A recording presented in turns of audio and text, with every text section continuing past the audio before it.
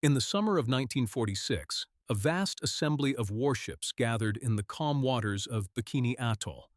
a remote coral ring in the Marshall Islands, roughly 2,500 miles southwest of Hawaii. This was not a fleet preparing for battle. It was a fleet assembled specifically to be destroyed, deliberately positioned at carefully measured distances from a single detonation point, in what would become the United States military's first public demonstration of nuclear weapons since the bombings of Hiroshima and Nagasaki less than a year earlier. 95 vessels were anchored across the lagoon for what became known as Operation Crossroads, ranging from obsolete pre-war battleships to captured Japanese and German warships, submarines positioned both on the surface and submerged, and even several older American aircraft carriers no longer considered fit for frontline service.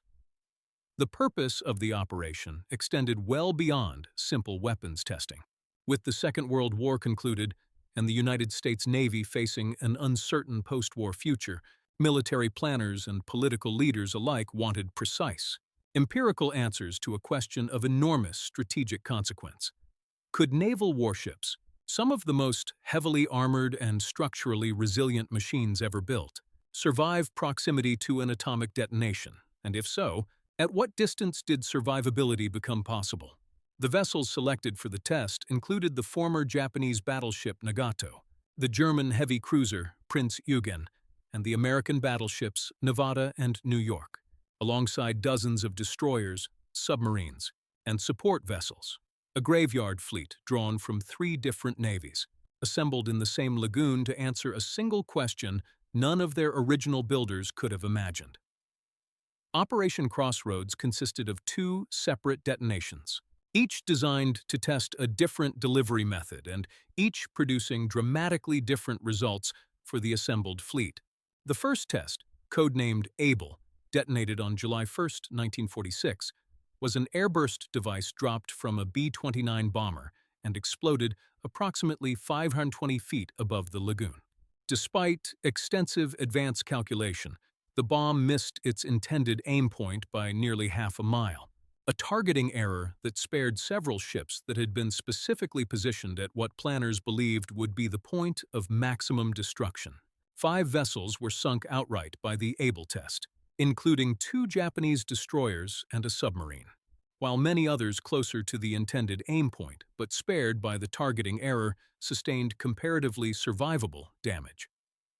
The second test, codenamed Baker, detonated on July 25, 1946, produced a far more consequential and lasting result. Baker was an underwater detonation, positioned roughly 90 feet below the lagoon surface, and the resulting explosion generated a massive water column that rose over a mile into the sky, followed by a base surge of radioactive water and spray that swept across the anchored fleet with devastating force. Baker sank 8 ships almost immediately, including the battleship Arkansas, which was reportedly lifted partially out of the water by the force of the blast before capsizing, and the aircraft carrier Saratoga, which sank slowly over several hours as observers watched from a safe distance. But the most consequential outcome of the Baker test was not the ships it sank outright.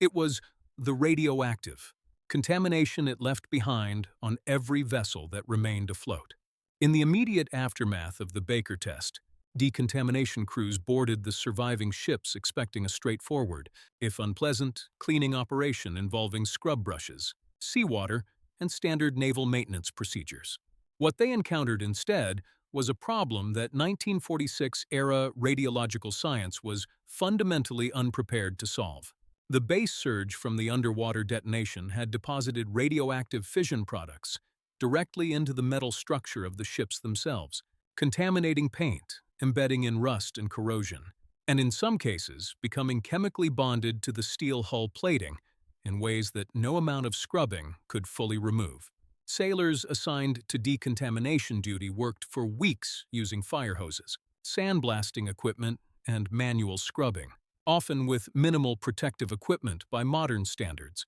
exposing themselves to radiation levels that would not be fully understood or acknowledged for decades. The scale of the contamination problem eventually forced military planners to abandon their original intention of returning the surviving fleet to active service or selling decommissioned vessels for scrap metal recycling, as had been standard practice for surplus warships throughout the immediate post-war period. Radiological surveys conducted in the months following Baker revealed contamination levels on several vessels that remained dangerously elevated even after extensive decontamination efforts, and by late 1946, naval authorities made the consequential decision that many of the surviving Crossroads fleet vessels could not be safely returned to normal service, sold for scrap, or even approached for extended periods without specialized radiological precautions. A fleet of ships built at extraordinary cost, some representing decades of naval engineering investment, had been rendered permanently unusable, not by combat damage or structural destruction, but by an invisible contamination that 1940s technology could not adequately address. If the hidden technical and human costs behind Cold War nuclear testing interest the viewer, the channel invites a subscription every week. This series traces the fate of the machines and vessels caught at the edge of 20th century military technology. The solution that emerged, pragmatic if unceremonious, was to tow the contaminated vessels to deep water and either scuttle them deliberately or use them as targets for subsequent weapons testing, disposing of the radiological problem by placing it permanently on the ocean floor rather than attempting further decontamination. The former Japanese battleship Nagato, too radioactively compromised for further study, capsized and sank at Bikini Atoll itself in July 1946, its wreck remaining in the lagoon to this day. The German cruiser Prinz Eugen moved to Kwajalein Atoll for further evaluation, eventually capsized and sank there in December 1946 after its contaminated systems failed and repair. Crews were unable to safely maintain the vessel's structural integrity. Several of the most heavily contaminated former battleships, including the Nevada, which had survived both the Pearl Harbor attack and both Crossroads detonations, were eventually towed back to Pearl Harbor for a period of radiological monitoring before ultimately being sunk as a gunnery and torpedo target in 1948, deliberately destroyed by naval forces in a deep ocean location far from populated areas. The submarine fleet involved in the tests faced a similarly grim disposition. Several submarines that had survived the initial detonations, too contaminated for further evaluation, were towed to deep water off the California coast and deliberately scuttled, their hulls now resting on the seafloor at depths that placed them permanently beyond any practical salvage or recovery effort. What had once been among the most sophisticated and expensive naval vessels in the world had become, within a period of less than 2 years, a category of maritime hazard that the United States Navy simply wanted permanently and irretrievably out of reach. The sailors, scientists, and support personnel who participated in Operation Crossroads numbered over 42,000 individuals, the vast majority of whom received little to no long-term radiological monitoring in the years and decades following the operation. Decontamination crews who spent weeks scrubbing radioactive residue from ship hulls, observers who watched the detonations from what was believed at the time to be a safe distance, and support personnel who handled contaminated equipment and clothing all faced radiation exposure levels that were, in many documented cases, significantly underestimated by the measurement technology and radiological safety standards available in 1946. It would take decades and extensive subsequent research into the broader category of American nuclear test veterans for the scale of exposure faced by Crossroads participants to be more fully understood and, in limited cases, formally acknowledged. Through veterans' health programs established many years after the operation concluded, this human dimension of the story remained largely absent from public discussion of Operation Crossroads for decades, overshadowed by the operation's more visually dramatic outcomes. The iconic photographs of the Baker test's towering water column, and the sobering spectacle of a fleet of warships sunk or rendered permanently unusable by a single underwater detonation. The individual sailors who spent weeks aboard radioactively contaminated vessels, often unaware of the full extent of the risk they faced, represented a quieter and less visually compelling cost of the operation, one that received formal government acknowledgement only gradually, as broader research into atomic veteran health outcomes accumulated evidence over subsequent decades that the radiological safety standards of 1946 had been substantially inadequate to protect the personnel involved.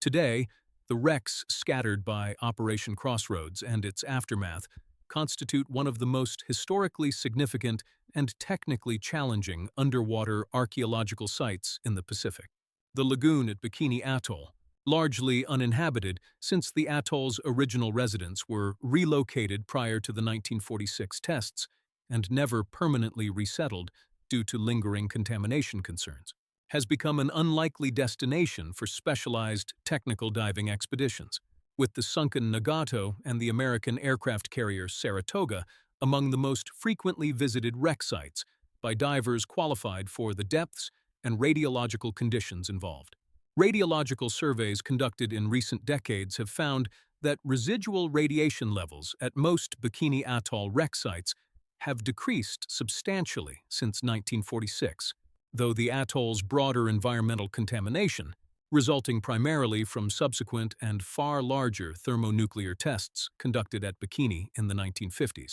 has kept the islands largely uninhabited into the present day.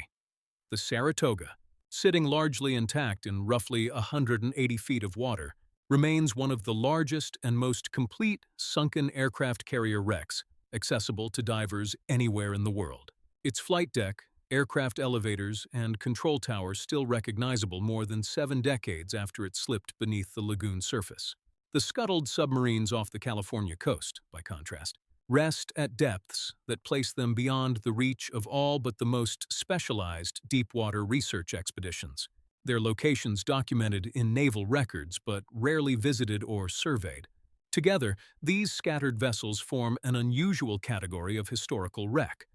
Warships destroyed not by enemy action, but by their own nation's weapons testing program, sunk not to defeat an adversary but to dispose of a contamination problem that 1940s science had created and could not adequately solve. The moral and historical weight of Operation Crossroads is inseparable from the broader context in which it occurred. A nuclear test conducted less than a year after the atomic bombings that ended the Second World War, using a fleet drawn partly from vessels of a war just concluded, to answer a strategic question about the future of naval warfare in an atomic age. The vessels sunk or rendered permanently unusable at Bikini Atoll included ships that had themselves fought in some of the most significant naval engagements of the preceding war, their final disposition determined not by combat, but by a single, carefully measured demonstration of the weapon that had already redefined what military power meant in the 20th century. What remains today, scattered across the lagoon floor at Bikini Atoll and in scuttled locations along the American coastline, represents a fleet that answered its intended question with unambiguous clarity.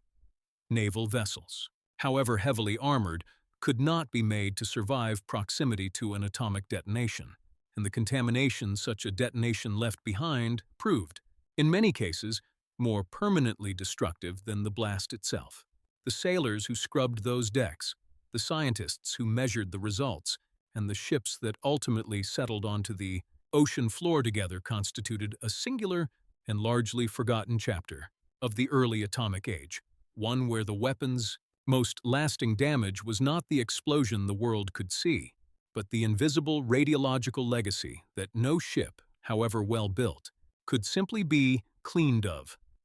Viewers interested in this story of post-war military technology and its hidden costs are directed to a related story: